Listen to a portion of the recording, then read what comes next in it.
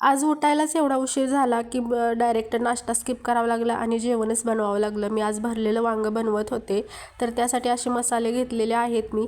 शेंगदाणे बारीक करून घेतलेले आहेत, लाल तिखट, गरम मसाला, धनिया पूड आणि असेच आपले लसूण खोबरं कोथिंबीर असं काही केलेलं आहे. लसूण खोबऱ्याची पेस्ट त्याची फोडणी द्यायची आणि मसाला वांग्यामध्ये भरून ही असं छान अशी रेसिपी होती तयार. तर हे जेवणाचं माझं झालं सकाळचं करून आणि आता म्हटलं घर पटकन आवरून घेऊया. अनुला स्कूलला पाठवला आणि म्हटलं पटकन घर सगळं क्लीन करूया. पूजा पण राहिली माझी बरीच काम. रात्रीच मी फरशी पुसून घेतलेली, त्यामुळे ना मला आता जास्त लोड नाही झाला आणि पटकन झाडू वगैरे बाहेरचं पण झाडू मारला. आणि मंदिराचं कसं थोडं जरी पाणी लागलं तर ते मंदिर आपलं खराब होऊ शकतं, म्हणून त्याचं पण एवढं मेंटेन करावं लागतं ना मंदिराला पण. छान त्याला पण क्लीन केलं मंदिर आणि छान अशी पूजा पण करून घेतली. बाहेर पण छान अशी छोटीशी रांगोळी काढली.